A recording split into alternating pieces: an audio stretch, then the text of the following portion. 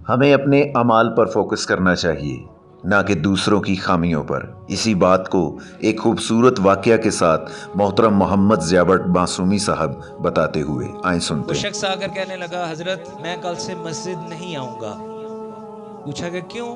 میں مسجد آتا ہوں تو کوئی موبائل پہ لگا ہے، کوئی ٹیلی فون پہ بات کر رہا ہے، کوئی غیبت چغلی میں مصروف ہے، تو لہٰذا حضرت میں کل سے مسجد میں تشریف نہیں لاؤں گا۔ تو حضرت نے فرمایا، آپ نے اگر فیصلہ کر لیا ہے تو خدا را ایک دن کا وقت دے دیجئے، کل مسجد میں آ جائیے، اس کے بعد آپ کی مرضی۔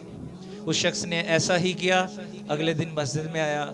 حضرت امام نے جو وقت کے اس مسجد کے امام تھے، انہوں نے اپنے حجرے سے ایک گلاس پانی لیا، اسے فل بھر لیا، پانی کا گلاس فل بھر لیا۔ اب بھرنے کے بعد اس پانی کے گلاس اس شخص کو پکڑا دیا جو مسجد میں آنا چھوڑنا چاہتا تھا، اور اس سے کہا کہ یہ 2 چکر گول مسجد کے لگانے ہیں، پانی کا قطرہ بھی نیچے نہ گرے۔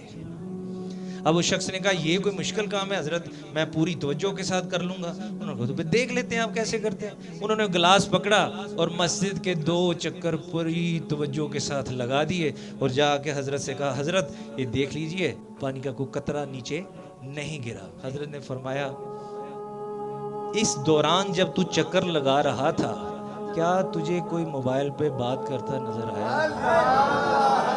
کیا تجھے کوئی غیبت چغلی کرتا نظر آیا؟ اس نے کہا، نہیں حضرت، میری پوری توجہ اس گلاس کی طرف تھی جو میری ڈیوٹی تھی۔ تو حضرت نے کہا، پوری توجہ نماز کی طرف، ذکر کی طرف، پھر تجھے عیب نظر نہیں آئیں گے۔ آج دور آ چکا کہ امام کی پیچھے نماز پڑھنے والے امام کے نقائص، امیر کی اطاعت کرنے والے تنظیم کے بندے امیر کے نقائص۔ اس طرح فیض نہیں ملا کرتے۔